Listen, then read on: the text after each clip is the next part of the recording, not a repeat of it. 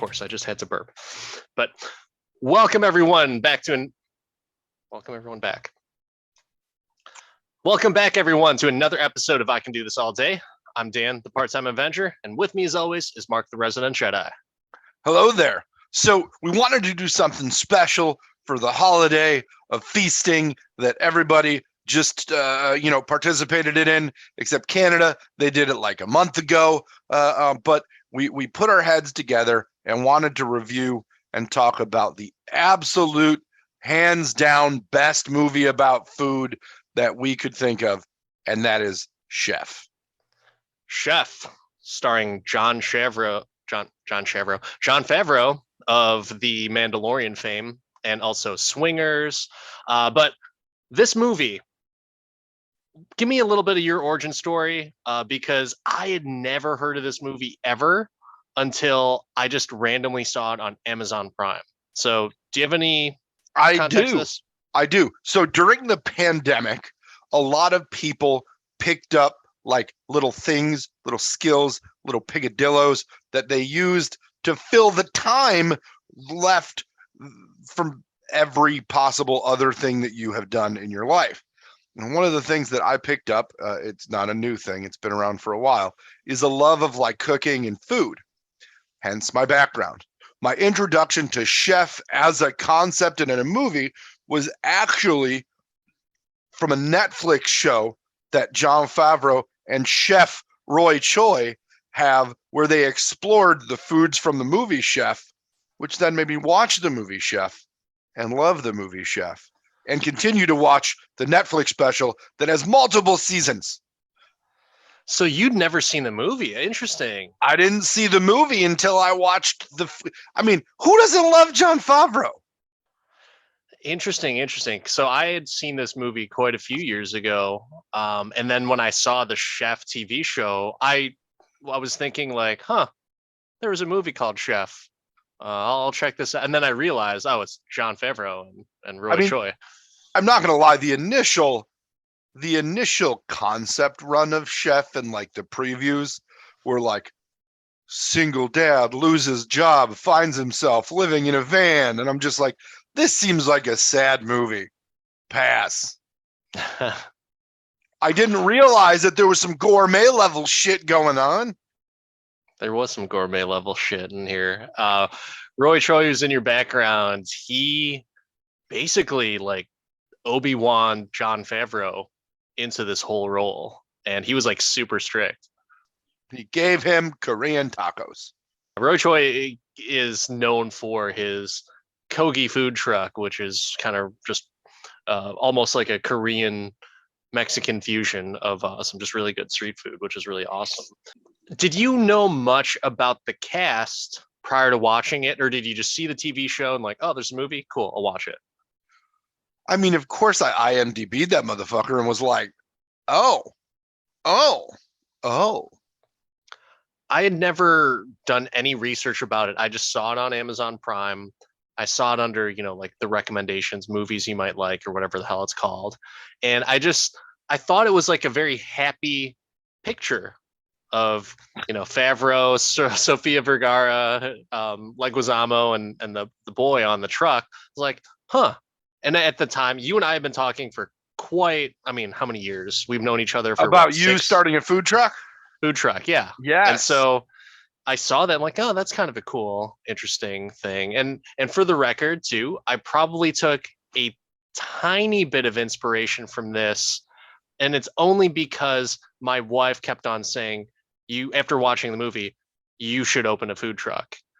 And so, I don't know, maybe. I mean, I've got the apparel for it. I've got the chef's coat. I don't think anybody that works in a food truck actually wears that shit. I mean, you're more likely to be the Swedish chef than a food truck chef in that getup. I could pass as one of those pretentious fucks on Hell's Kitchen. No. Bargain. That's you. Well, that's you right now. No, yeah, my Swedish skin, and yes, sure, I guess that's me. I mean, there's a filter for everything, bro. Yeah, I don't know if you could filter out. You can't filter out all this brown love and magic. That's what they said about Michael Jackson. Ooh, yeah. Hot bleach, Hot my friend. take. um, so food. How much of a foodie are you? I think there are layers to my appreciation of food. It is both an emotional comfort and a taste journey for me. Okay. Are you like, I mean, would you consider yourself a snob in terms of the restaurants you pick or even, I'd love to say yes, but nah.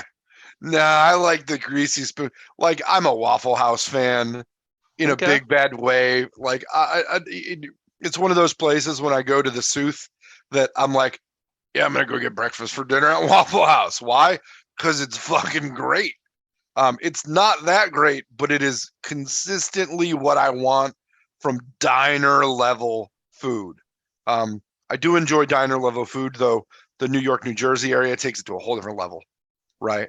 But I mean, I grew up on the south side of Chicago with like, hot dog joints, Mr. Sub, and like uh, um, random restaurants that would be like mom and pop diner style stuff.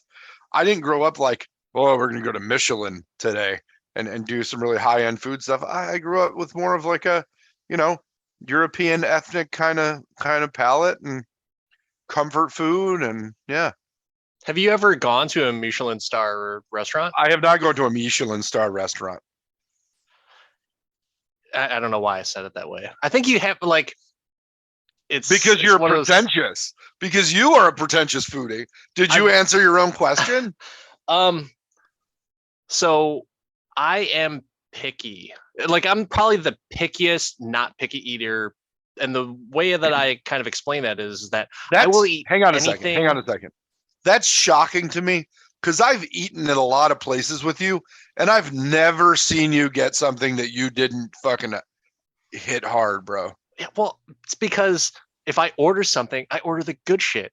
If I go with someone else, they order shit. So that's that's how it is for me. But no, you're right because if I'm ordering something, you bet your ass that the plate will probably be clean, that I will enjoy every bite, and I will probably strategically eat to end on a simple, or well, not simple, but a particular bite of food because I want the experience to end the proper way.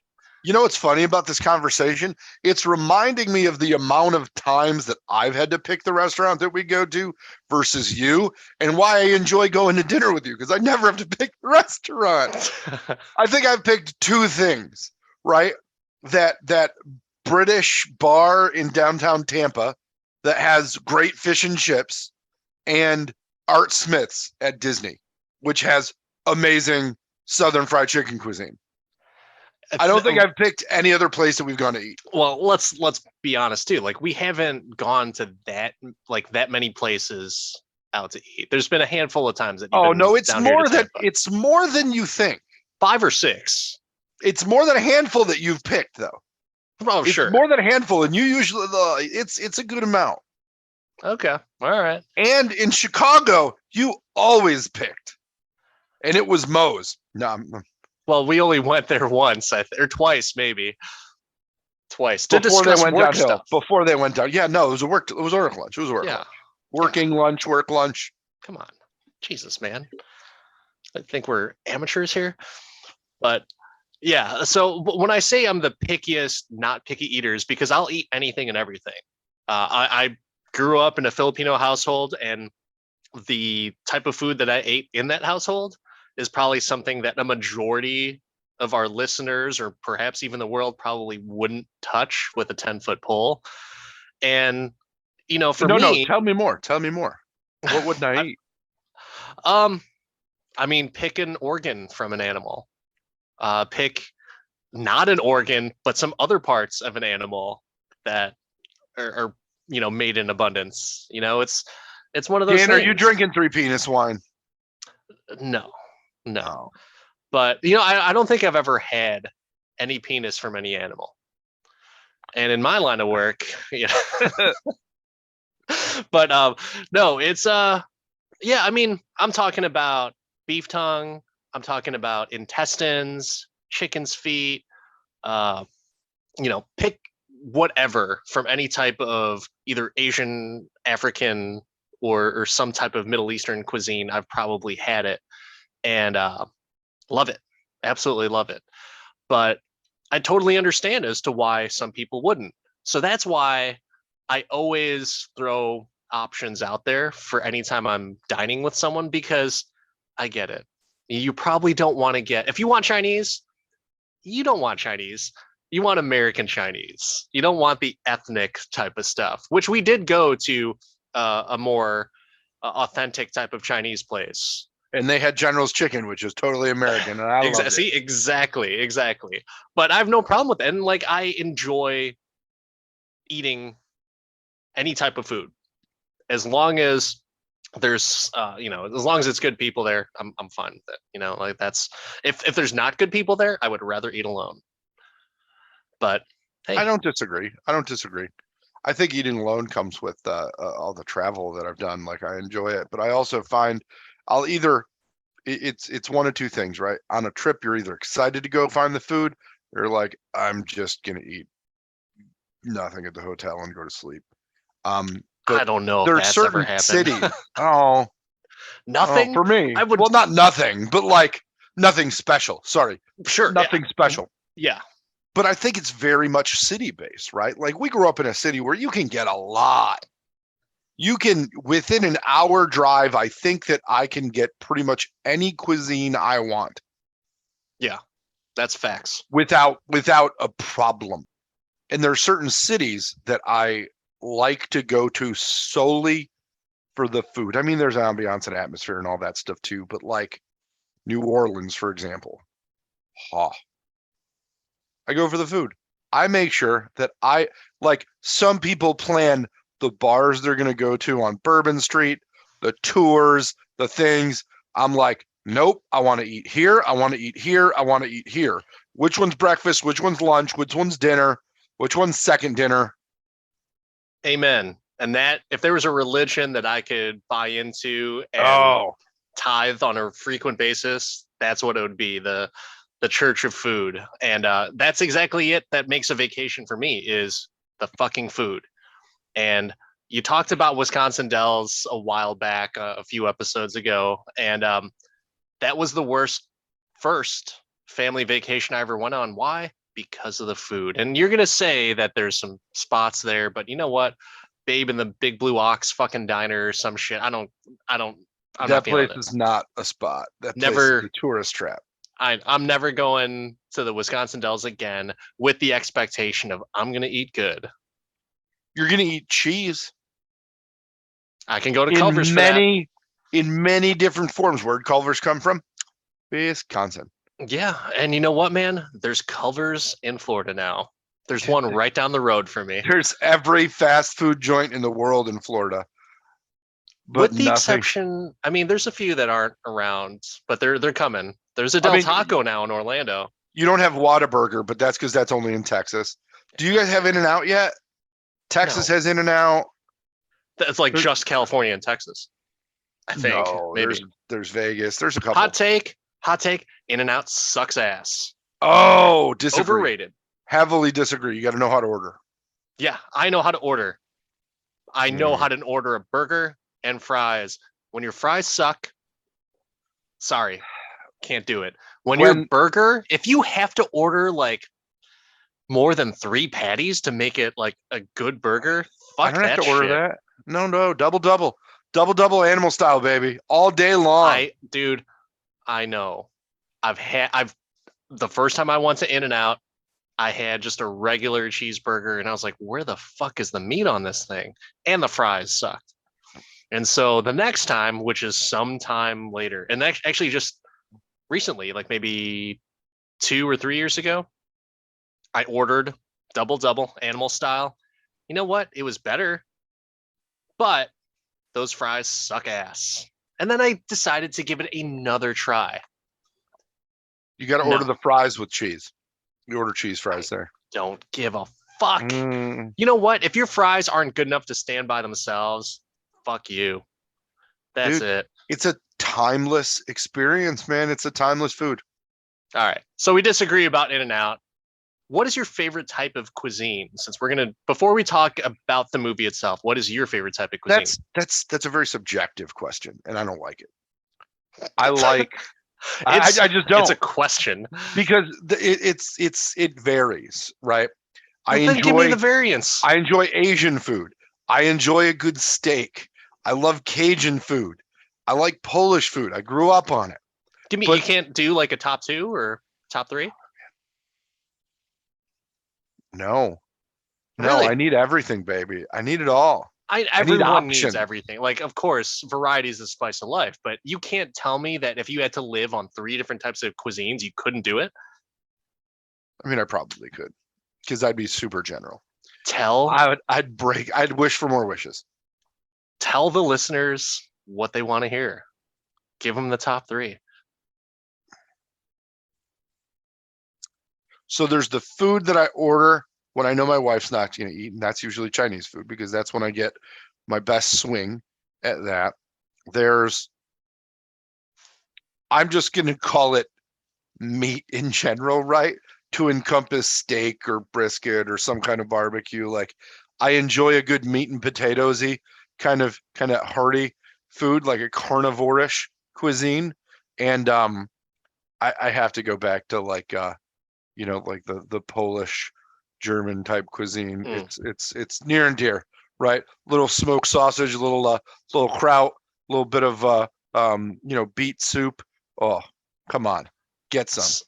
Some of my favorite meals have been Polish meals. I'm a big sucker for the stuffed cabbage. The glumki. Yeah, I remember back when, I can't remember the name of the place, but it was like a Polish market and Polish buffet that was in Orland or Homer Glen or some shit. And I would just get just the to-go container feast of meats and just like pile it all on there. It was just fantastic. What about you? What is your top 3 cuisines? And if you give me my answer, if I can't give you an answer, we deserve the truth.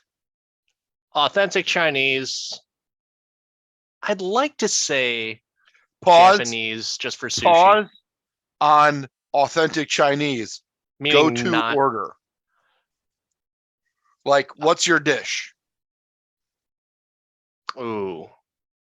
See, the thing is for Chinese, when you say go to order, that sounds like you're only ordering one thing. And that just doesn't fly. Go to main dish, like the thing that it's not on the table, I'm out. This is not my meal. See, that's, yeah. I can't answer that, because every time growing up, for all of the authentic Chinese meals I've had, there was at least 3 different main dishes on the table, and we split it up all family style. And you know what? It was usually more than 3. It was probably like 5 or 6. But back when I would venture out on my own and started paying for my own meals and stuff, when I became a young man that earned a paycheck and I had to buy my own stuff. Yeah. I like that you struggled to call yourself a man there.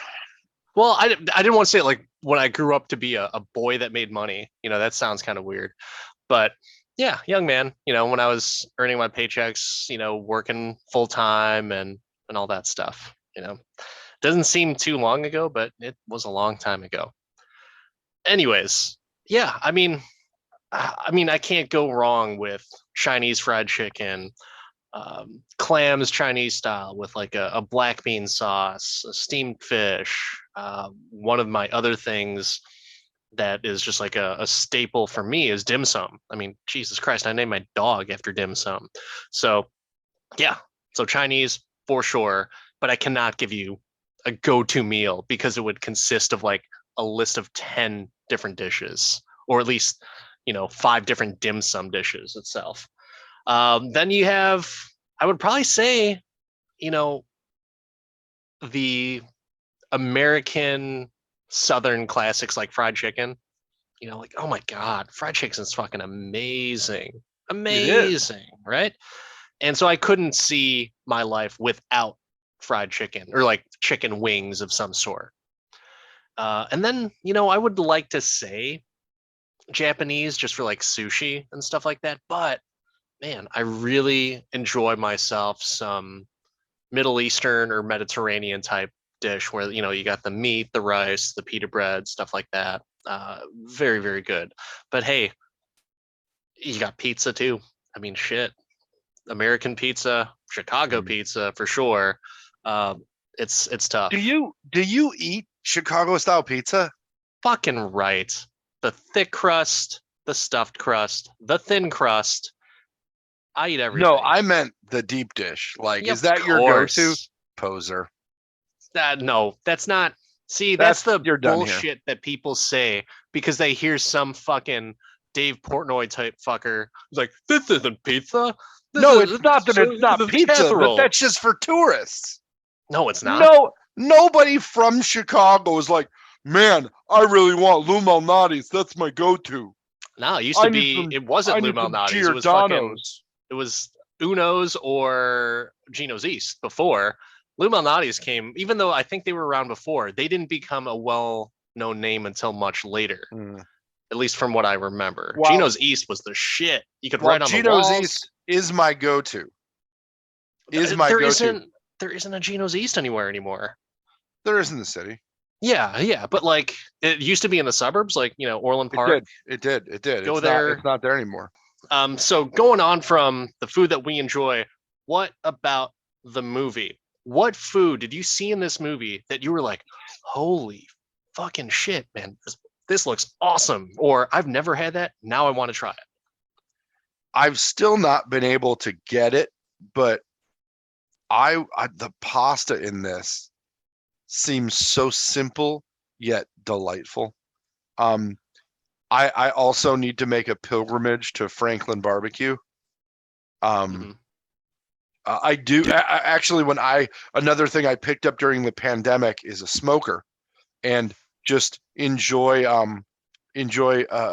smoking some meats of different kinds. And my first brisket I did it on an offset that wasn't mine. It was like at my in-laws' place, and they had a smoker that nobody used, and they like got it as like a hand-me-down or whatever, or through somebody. But it was a stick burner that I lit up and like watched probably 6 different Aaron Franklin videos to figure out like timing and temperature and prep and all that stuff because I'd never done it before. And man, it turned out pretty solid.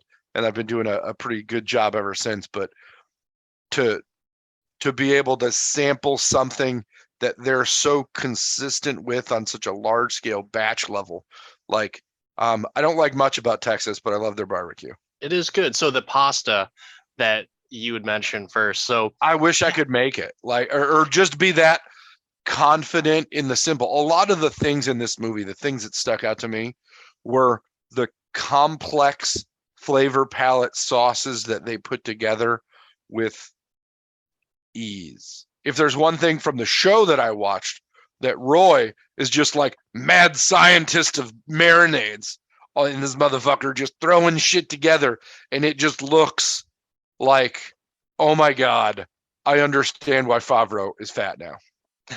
And more power to you, JF. I'm with you, bro. the pasta. So a little story about that. I had grown up making pasta pretty much all the time. And it's because I kind of had to fend for myself in terms of meals. My We mom were didn't really, latchkey kids, bro. We grew up that way. It's all good. but it was one of those things where it's like there wasn't really any cooking from my mom. My grandma, she lived with us and she cooked, but at the same time, when my grandma was cooking, it was like all Filipino stuff. And so I, from the early age of maybe 10, I was cooking and I was like making pasta and nothing like super fancy. But and then there was a while that I just didn't really care for pasta. I'd still eat it like when I'd go out to places like the Buca de Beppo date that we both talked about a few episodes back. Ew. And I saw this episode, or I'm sorry, this scene in the movie with the pasta, and I'm just like, holy shit, that doesn't really look that hard, and it doesn't. It honestly, it doesn't look really that great. But I'm gonna try it out. And after watching the TV show, I saw it again, and I was like, okay, well, I'm gonna try more. And you know what? In the past year, I've probably made a variation of that pasta and kind of experimented with it at least 60, 70 times. And my wife eats up all of it. And not all of it, but I eat a very, very unhealthy portion of it also. It's good stuff. What did you think of the cast overall? Did you know much about the cast besides you? Like I said, I IMDb'd it, and I'm just That's like, right. well, heavy hitters everywhere, right? Starting with Favreau, who I have enjoyed forever, simply because he's one of those actors that, regardless of the situation, makes you feel an emotion, and it's not like consistently the same emotion. Like you get a Tom Hanks who makes you feel joy and can make you feel sadness, but like Favreau has taken me through the gamut, from me wanting to slap him in the face when he keeps dialing in Swingers, to me bawling like a baby at the end of Endgame when he's talking about cheeseburgers, to this movie where you just are respecting his passion of food, and not like it's just there. And I enjoy Favreau in general, like just in general, definitely one of my favorite.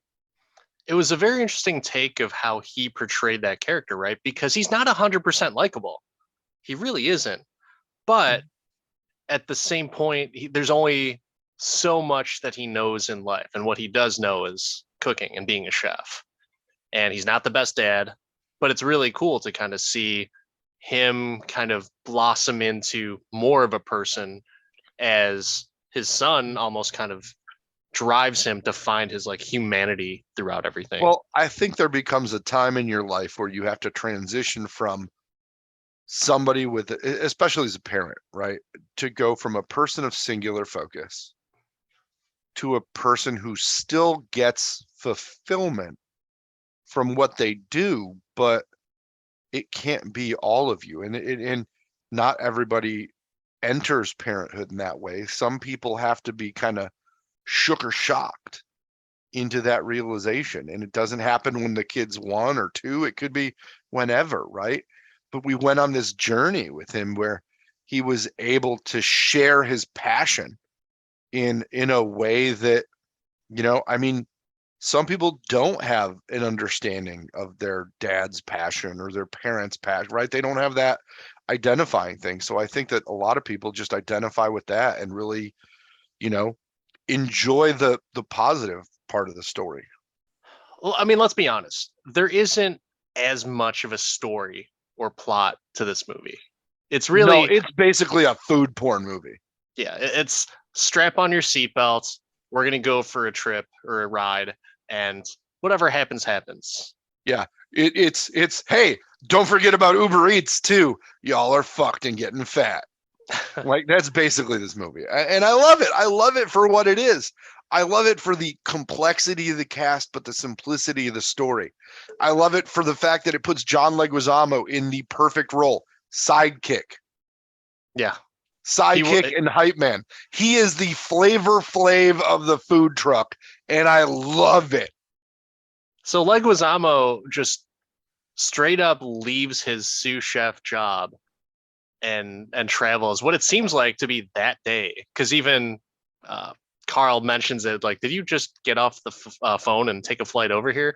It almost happens the same exact day of when that happens. So I was kind of watching this again because I've watched the movie about 4 or 5 times, and watching it again, and I knew that I thought about it the first time, is that there's really no depth to the characters and the logistics of everything. It's just There's let's make depth a movie. to Carl. There's depth to his relationship with Inez, and his relationship with Molly, and his relationship with his son. I But don't know there's also if there is. characters that are just there to do a thing. Like Martin, right? Like Martin. I think there's a lot of just like people there to be people and not to have influence or impact. This must have just been like a passion project, which I'm fine with. Like, you don't need all the details, but to say that there was, did you say there was layers again to him, or no? You said that there was depth. There wasn't though, because Scarlett Johansson's character, where he was, he was with her. There's really no explanation. There's really no recourse or even uh, thoughts of, oh yeah, they're breaking up and he's going to go off on this road trip with his son or his ex-wife. There's not depth there. Let's be honest. It's not there. They make it seem like it, but there isn't. If anything, I will say there's some depth to him and Sofia Vergara's character Inez, but the son, maybe, maybe, but You're focused on the spoken. You gotta look at the unspoken sometimes.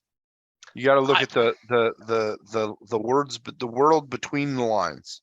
you can't do that with a movie and just assume something happens and nothing happened. There's I no can do whatever exposition I for it. can do whatever I want. I'm just saying there is no depth. You I don't own enjoy me. the movie, but there's no depth. There's no.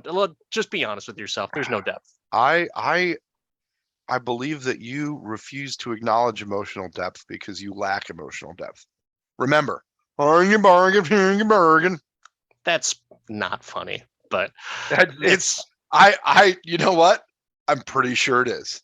it's not though. Mm. It's We'll you're ask. talking about a Filipino and a Swedish chef. It doesn't make sense. Um, but there is no depth. There is no depth, and I'm fine with that. I'm just saying that the movie itself, you can talk about the whole emotional depth of it and everything in terms of him, Inez, and Percy, but it's rushed. You can't say that it's not rushed. The movie itself is an hour 55 and about 50 minutes of it is cooking. I think that yeah, I mean, it's only an hour 55. This could have been a 3-hour movie to add depth. A lot of the emotions drawn from this movie are drawn from the cuisine, which I think is kind of fun. It no, you're misinterpreting what I'm saying. I'm saying the story itself has no depth. The food absolutely has more depth than the story, right? I think that the food interprets the depth of the relationship, the simplicity but beauty of Molly's pasta give you his feelings about that. Like, and you have to interpret the love he puts into the food and the joy that comes out of the kitchen, right? You gotta add that, man. I mean, You gotta mix that gumbo, baby. I think you're reaching there. I think it's just what you said before was right. It's food porn. And that's what it is. But you Bow can't chicka wow wow. but you can't say that there's depth. You can. Yeah, but there is. Come Okay. on. Okay. You really think there's depth? You think Martin's character has depth? He just drops his job for no reason. You think Bros before hoes, hell yeah. Before hose? You mean the other guy, his buddy, that he left the job basically. for? Oh man, he did say like, let's have a three-way right here with Carl and oh god, what's that guy's name? Bobby Cannavale's character, Tony. Tony. What other, like, the perfect stereotypical name for Bobby Cannavale to have is Tony. Just like, let's give the Italian guy the name of Tony. I don't see there being a lot of depth to the story. Like I said, I'm fine with it because this really is like a music video, except replace music with food and then also add in some kick-ass music. But speaking of, just because we talked about the overall, characters, but let's talk about the music. What were your thoughts on it? The use of it, the particular songs that were used. What do you got? I absolutely love Favreau's directing use of music in this. I liked the Oh yeah, como va portion, right? But I think the sexual healing was my favorite. Yes. So true story. I was on a work trip in, I believe it was South Dakota, and something just hit me, and I was like, man, it'd be really. Oh, you know what it was? It was the fucking 4 hours of driving between each work visit that I was doing, and I was thinking like, man, this is like a legitimate vacation or road trip. And so I was thinking like, oh, you know what had a really cool music quip, and that was Chef. That's the whole sexual healing thing with the Hot 8 brass band. So I put that into Spotify, and you bet your ass that I blasted that music, screamed at the top of my lungs to those lyrics. It was just a fun time. So very, very cool. I think, yeah, I'm glad that you said that as your pick there. I also did really like the A Message to You, Rudy. It wasn't my favorite rendition of the song, but that is a favorite of mine. But the whole soundtrack's good. It is. Every It is. every It's point of it's a music. Spotifyable. It's a Yeah, Spotifyable piece. for sure. And yep, I don't like popular music, but I wouldn't even say that this is popular music. I don't think there's any. I don't think there's anything on the soundtrack presented by the original artist. A lot of brass band. The Bustin' Loose by the Rebirth brass band is tight in this too.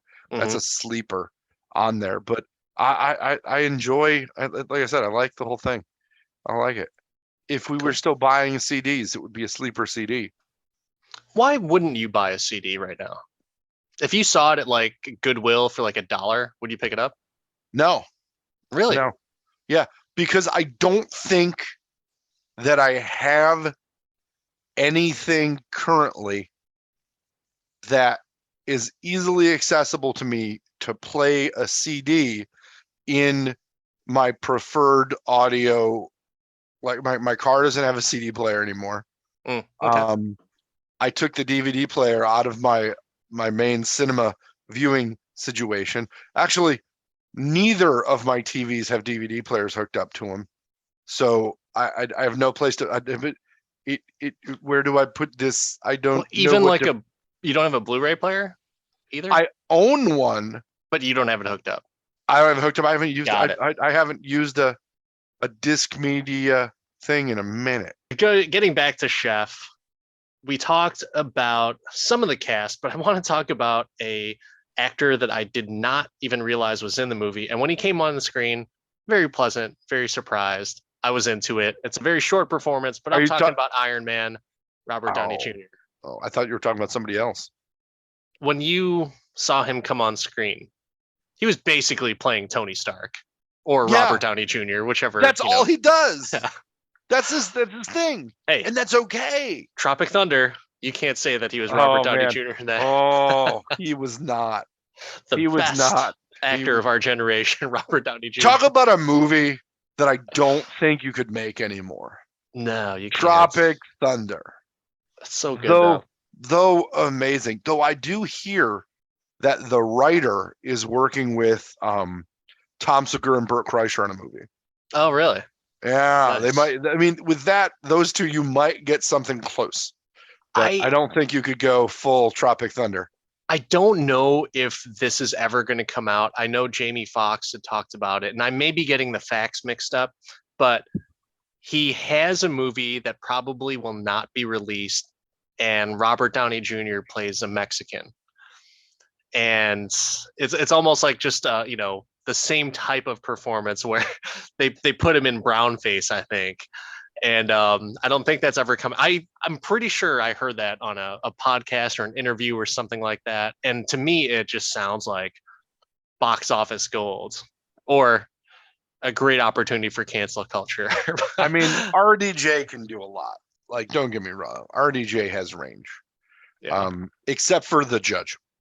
I like that movie. That was all right. Maybe we'll have a conversation about that at some point on a slow week. But I think that RDJ can do no wrong.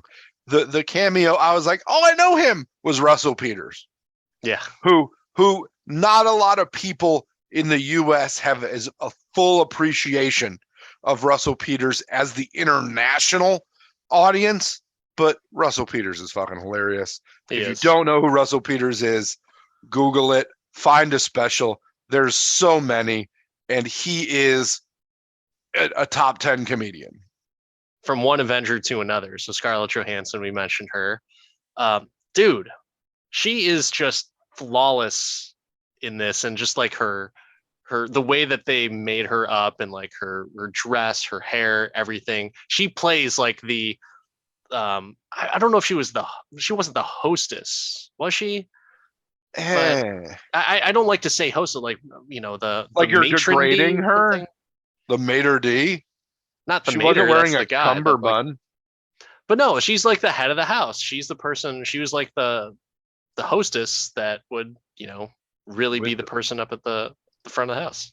the hostess with the mostest, my friend. But yeah, she was just. I mean, she can do no wrong. I'll watch She's whatever an she's in. amazing actress. Yeah.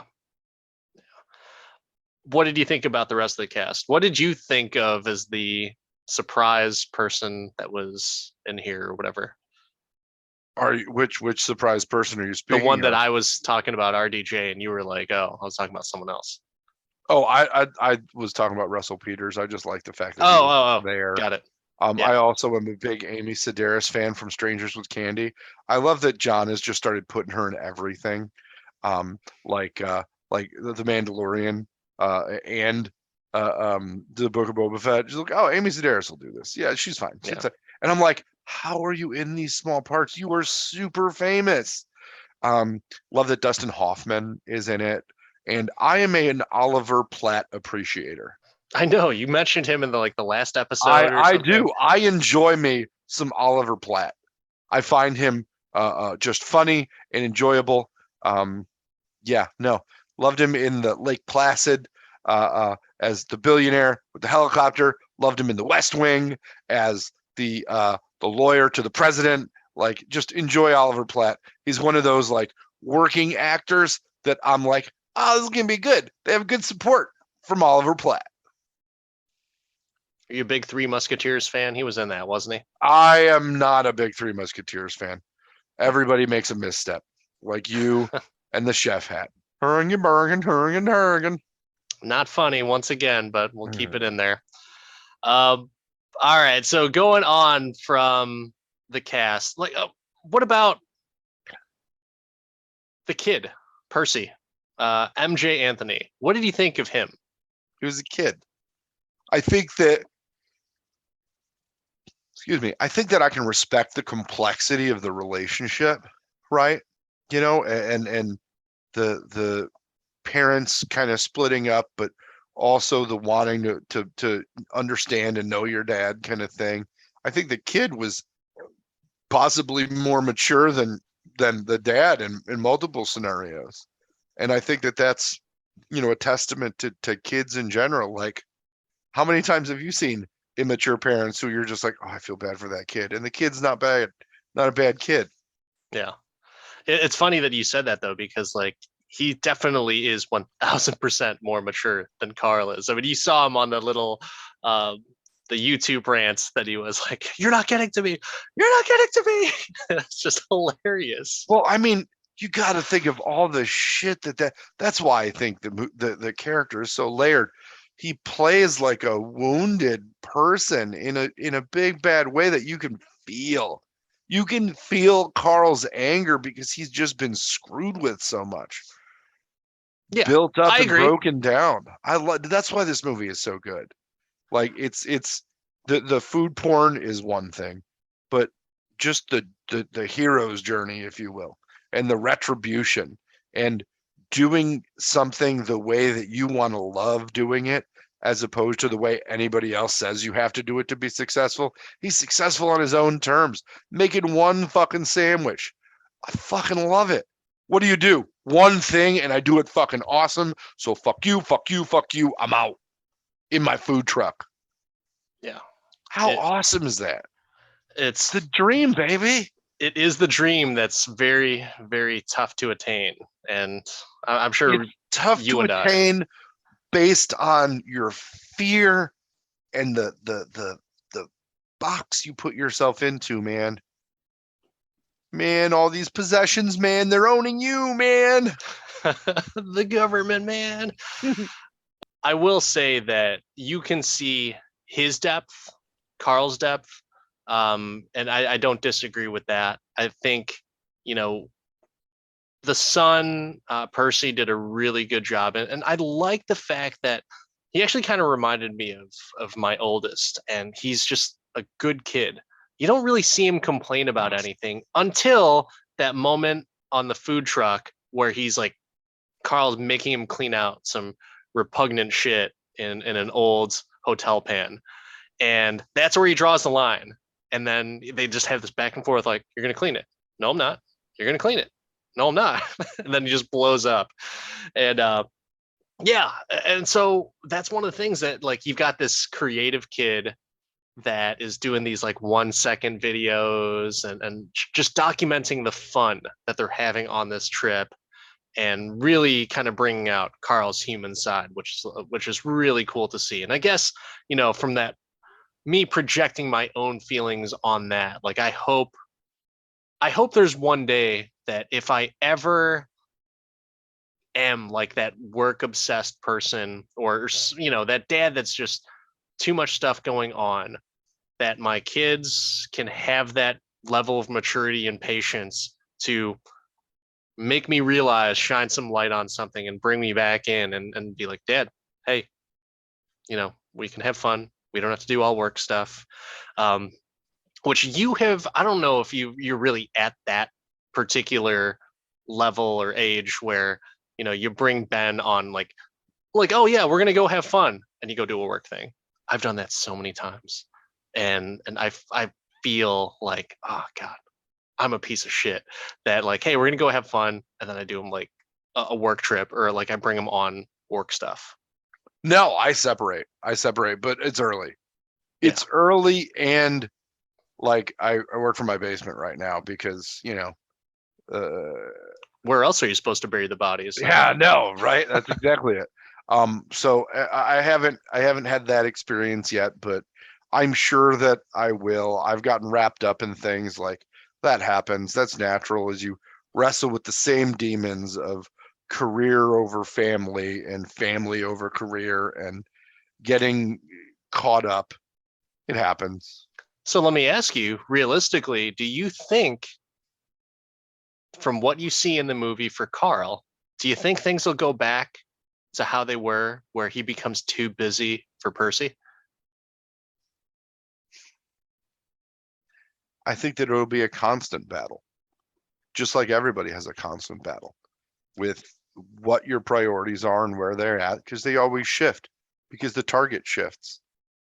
Do you think Percy will be mature enough to be patient throughout all of that and just be like, yeah, I get it? Because that kid is so agreeable. It's ridiculous. I think that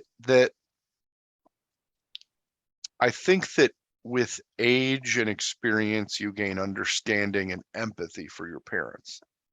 So while there may be rocky points between now and, whenever, I think that upon reflection, the kid will understand that his dad was trying to do something that he loved, and he will reflect on the passion. You remember the good, in most situations, you try and remember the good times with people, and you let the rest of it fade, at least if he's got a good therapist.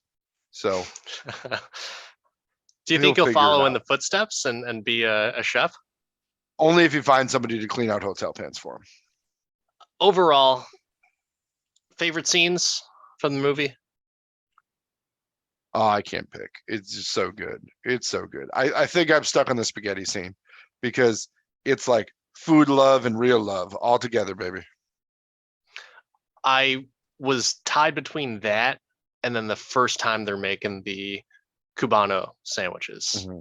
Oh, that was such a cool scene where they're in a groove and they're teaching Percy to, is it the plancha? Is that what the grill is called, where they press the sandwiches and they're buttering the bread, and Percy's just like, okay, I got it. And it's just so cool to see that he's teaching his son to learn. And once again, this is me just projecting, like, I find it highly satisfying when I'm teaching any of my boys something and they're actually into it.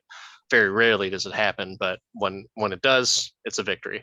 I'm going to take it back. My favorite scene is the after credit scene of him making the first grilled cheese of Roy showing him how to make a grilled cheese.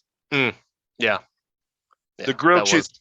The one thing this movie has made me do is expand my grilled cheese ability. And I am at least a 3 to 4 cheese grilled cheese guy now with Parmesan. What do you think about American cheese as a whole? I use it. I mean, I fucking hate it, man. I'm a basic bitch like that, yo. It's nice to have that melty, but like you can still have melty Oh, on cheddar. wait. American cheese versus Kraft cheese. Is that what you're talking about? Because they make regular American cheese that you can get sliced at the deli, which is the way that I like to go. I'm not a Kraft singles guy. I feel like that's plastic. I feel like it's all the same. Is there a difference? Oh yeah. I don't know, man. I guess Oh, deli I trip just for you there, Swedish. yeah, I'm not gonna do Bergen, that. deli. That's another one that's not funny, but Mm. yeah, I don't think I could sit. I don't like going to the deli counter because I'm not a big sandwich person, anyways. But yeah, American cheese, it's just not cheese to me. I don't know, man. I would rather have the stringy type of consistency for cheese, whether it's Monterey or cheddar or mozzarella, provolone, whatever. I'd like to have that texture there. I don't like the gooiness of American cheese. So maybe that's just me. Well, we talked about a good portion. Anything you think we missed? No, I think we did this movie justice considering how old it is and how hungry we are now that we've talked about it. Yeah, I am actually kind of hungry. I could totally go for a Cubano sandwich. But before we do, Mark, can you do this all day? Oh yeah, absolutely. This is one of those like if you don't think about it and you see it and you're just like, I want to watch something. Oh yeah, this is great. But you have to be prepared for the calorie repercussions, right? And you got to make sure that you can order some Uber Eats or something or go get food or something. But yeah, no, I could do this all day. With this cast and this just love in this movie, absolutely. Yeah, it is a fun one. Can you do this all day? I can. I can absolutely do this all day. And like I said, I've seen the movie about 4, 5, 6 times. Actually, probably more than that because I've probably watched it like 3 times in the past couple days. But it's just a fun movie. You hit it right on the head, and that's why going back to the whole depth statement, I don't think there's a lot of story there and a lot of depth and characters because you have to not think about it. It's just a fun movie. You have a lot of great cooking, a lot of great music. So it's almost like a cooking show, a music video, and like a good little third act of a play in a movie. And so it's fun. And one of those things that I just enjoy with this is it's a feel good movie too. There's not a whole lot of down time or somber feelings or like really like horrible awful moments. Yeah, he has like a 2-second fight with his kid and then he walks over to him and says, you want to go shop for some stuff with me? Okay. Yeah, cool. That's very nice to think about from a pure entertainment level. And yeah, if this movie is on, I would let it just play. And if I am in a creative rut for cooking, I will watch this movie and I will be re-energized. So yep, 1000%, I can do this all day. Love it. Now, we talked about the fictional movie. Let's talk about real life and the real reason why we're doing this episode. It is Thanksgiving, so happy Thanksgiving to all of the listeners and viewers out there. Today, we've got another special treat for you where we are going to talk about our ultimate Thanksgiving meal.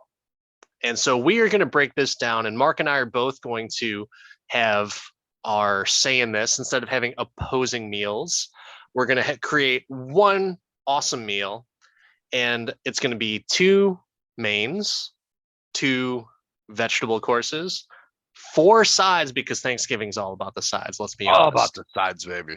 And of course, 2 desserts. So let's start off. Should we just start off with the veg?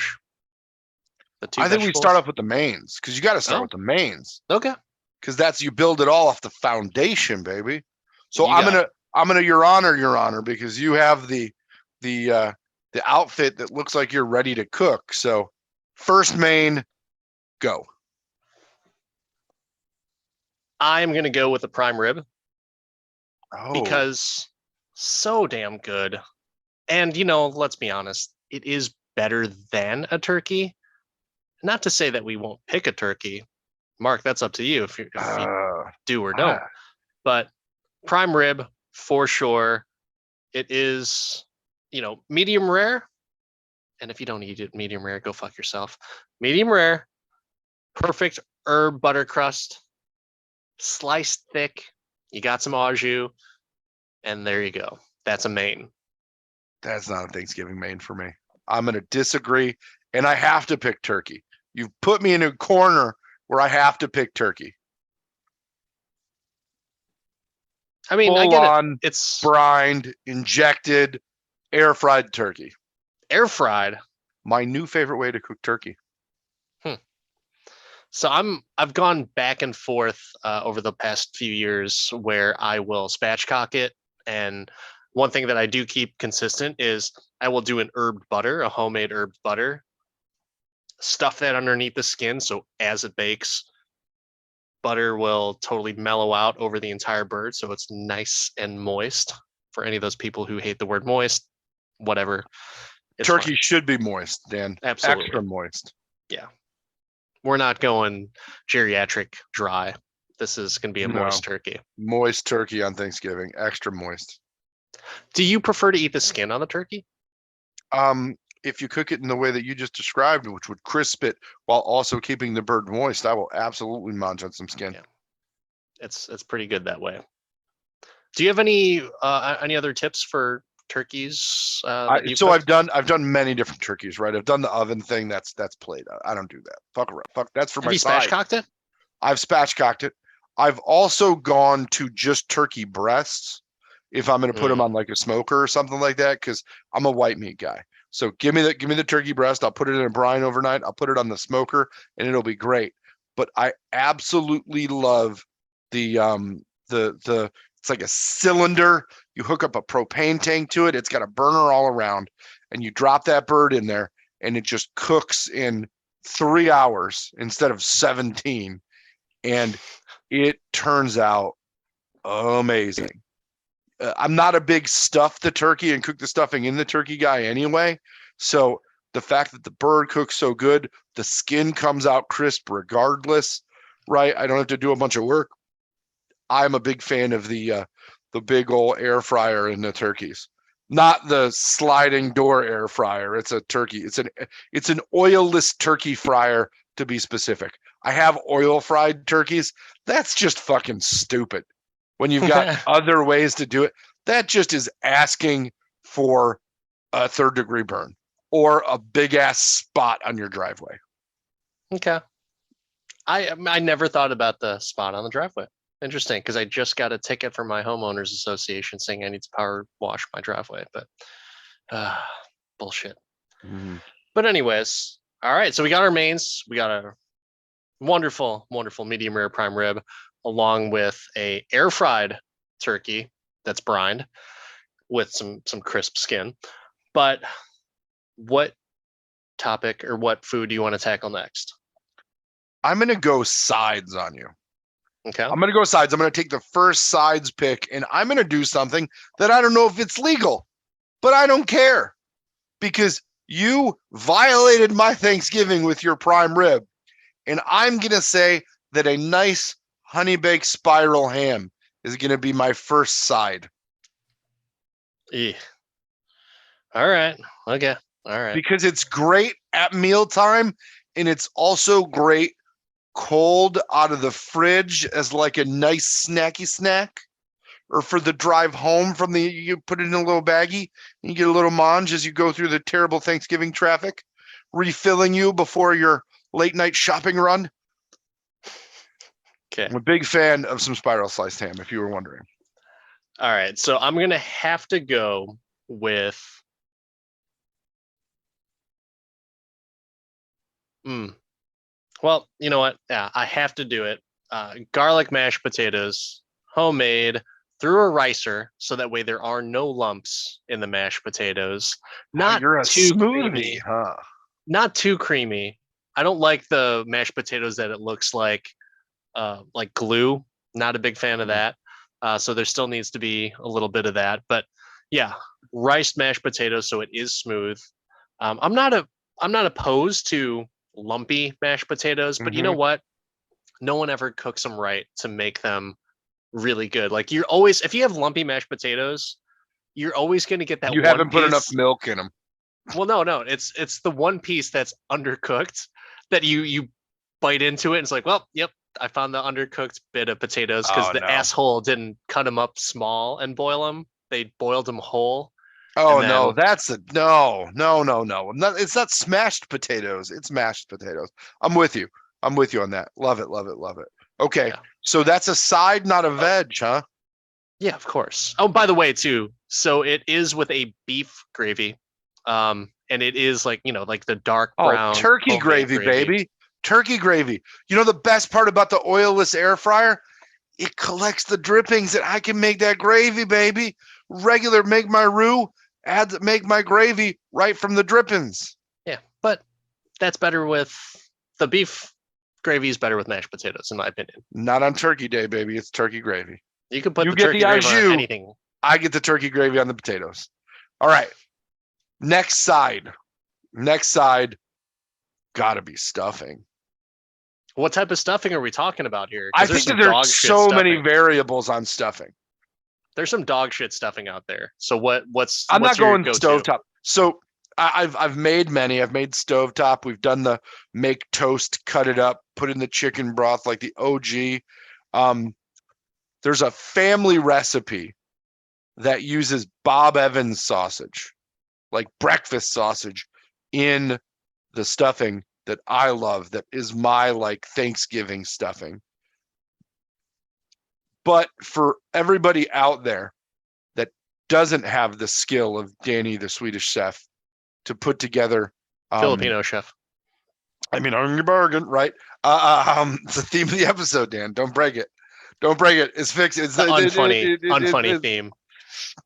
Agree to disagree. Let's just say that you got a white male calling a Filipino Asian Pacific Islander Swedish. So he's trying to whitewash me on my own show. Can you I believe that mean, shit?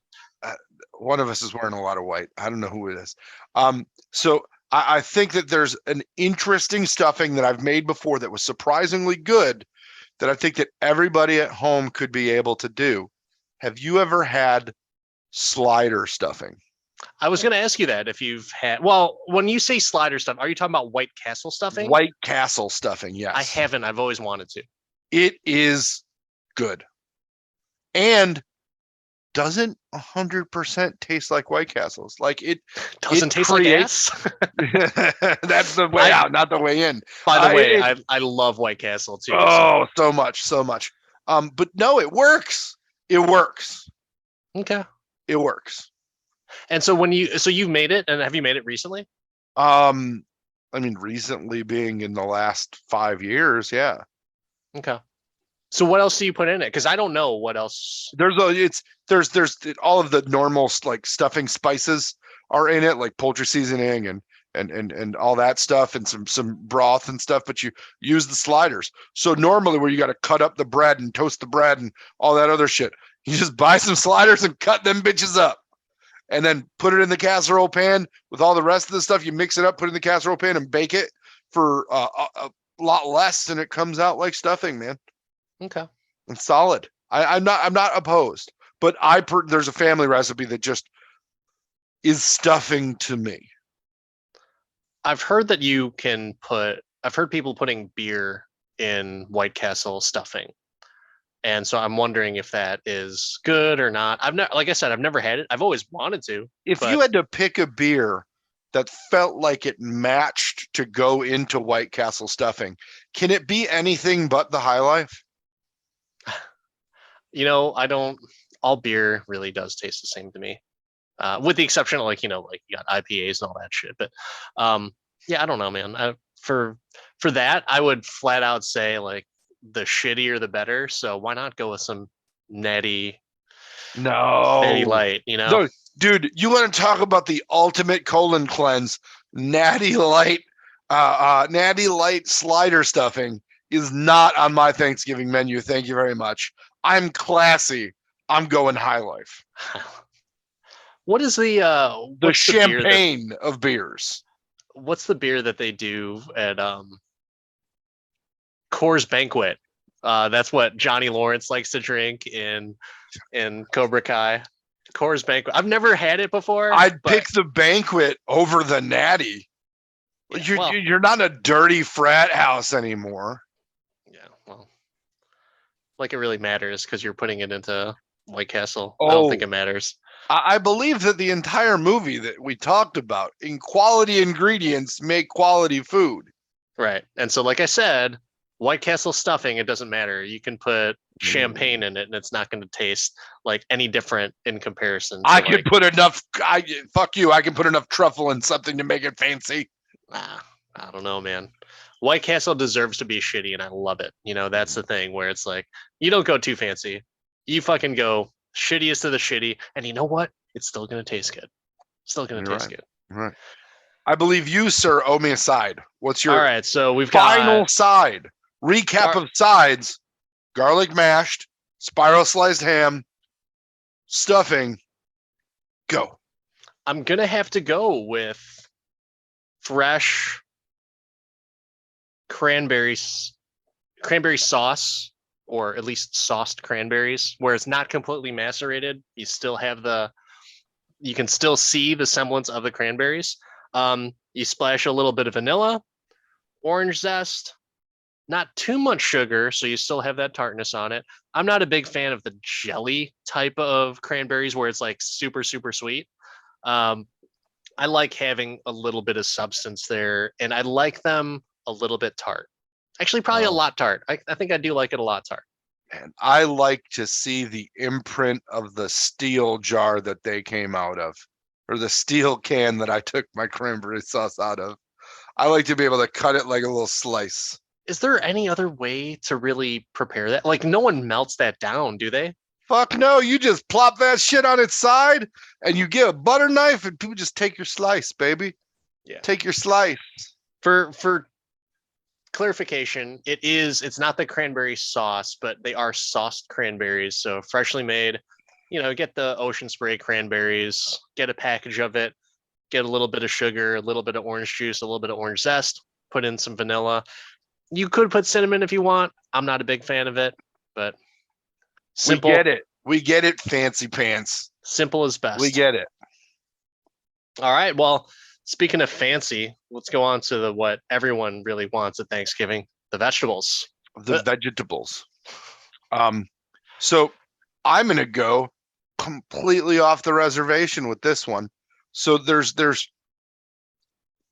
very few things from the 50s and 60s from a food perspective that I think are really good. A lot of boiling, a lot of microwaving, and another trend was a lot of mayonnaise. Usually does not lead to the best stuff. But there is an old Hellman's, used to be on the jar recipe for a cheddar broccoli casserole that I cannot do Thanksgiving without. You can Google it, world. That's my first veg. Drenched in shredded cheddar cheese and mayonnaise, topped with crushed Ritz crackers and put in the oven. Oh boy. I've never had that ever. Oh buddy. I mean, if you do have it, you should probably go to a cardiologist the next day. But loving me some broccoli casserole. So this isn't my pick, and just because you said that, I know green bean casserole is a favorite out there. And I enjoy it sometimes. I respect the green bean casserole. That used to be my jam with like the condensed soup in it and the little onion thingies in there crunched up, right? Like, mad respect. This is better. But it's not like that. Like your cheddar broccoli casserole isn't any worse health wise than green bean casserole. Oh, it's worse. There's there's not mayonnaise. There's not cups of mayonnaise in the other one. This is like, I've tried to make this differently, like with like light mayonnaise or doing some substitution for like the one I make now is not the full mayonnaise version. I use some light mayonnaise and I use Greek yogurt, like half and half. Love Greek yogurt as like a lightning substitute for things. It's an amazing thing. People don't fuck with some Greek yogurt, dude. It's great. But you still get the tang, and it's not like a full on like, oh god, like, as a bigger dude, I still try and respect a little bit what I put in my body. Says the guy who's making slider stuffing with High Life. But I'm a big, this broccoli casserole stuff is amazing, and it's just so much more caloric than, because of the mayonnaise, than the green bean casserole. But green bean casserole is still good. Okay. Some may say that that's not a fair pick because it might classify as a side, but I mean, I don't really care. Spiral sliced ham may work as a main, but you know what? There's no rules, baby. It's Thanksgiving, and we're just here to eat. So I'm thinking about, my wife's favorite that I make for Thanksgiving all the time is the Brussels sprouts and bacon. But something that I don't have enough of at Thanksgiving, and according to all of the history books and pictures that were ever written on books in grade school, corn, like whole ears, corn on the cob, buttered, a little bit of garlic salt on there. I think that's going to be my vegetable. Now, anyone who says it's a grain, you're right.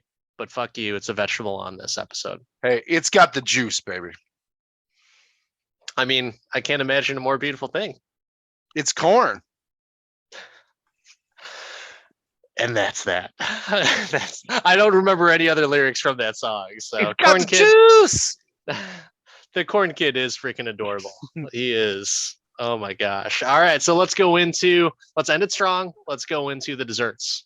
What is your dessert? It is such it's such a crazy thing. I think that Thanksgiving is made for pie.